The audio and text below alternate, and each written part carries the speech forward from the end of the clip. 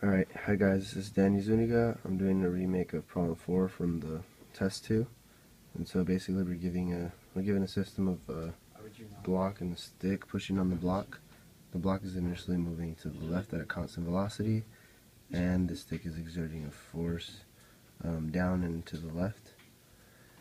And so we're asked to find the coefficient of friction between the block and the table. So the first step is to make a free body diagram, identifying the stick and the block as our system. And then we note that since it's going at a constant velocity and since it's not moving up or down, we know that dp dt, or force, is 0 in both the x and the y direction. And so knowing that, we're able to split the force up into two directions, x and y. And so for the x component, we know that only the table and the stick exert left and right forces as a component of their overall force. So knowing that both of them added together equals 0, we're allowed to move one over to the right side. And so since we're trying to figure out the coefficient of friction later, we're going to solve for the coefficient of friction here. For the force of friction, I'm sorry. So we have that the force of the stick acting the x component is negative because we moved it over, of the force of the stick times sine of phi, because phi is the angle given between the y component, so we use sine instead of cosine. And then we're able to find force of friction, which is given by this.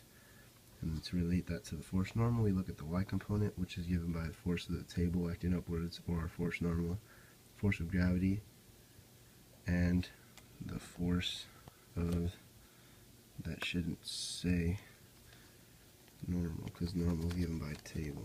Sorry about that. That should say force of the stick. Okay. So force table, force gravity, and force stick. So now our force normal, which is what we're trying to solve for, so we move the other two to the right side of the equation by negating them. And then we know that they're both going to be negative forces since they're acting downwards here in the force diagram. So the negatives are going to cancel out and give positives for both. And we know that our system is the stick and the block, so we're doing m1 plus m2 times gravity for our gravitational force. And then for our stick force, we're doing, since we know it's acting directly down, we're going to do f stick times cosine of phi. Sorry, because it's a y component this time. And then to find our coefficient of friction, we're going to use our formula: friction equals mu times force normal. And then we know both the friction and the normal force, so dividing the friction by the normal force gives us this final answer. That's all. Alright, thanks guys.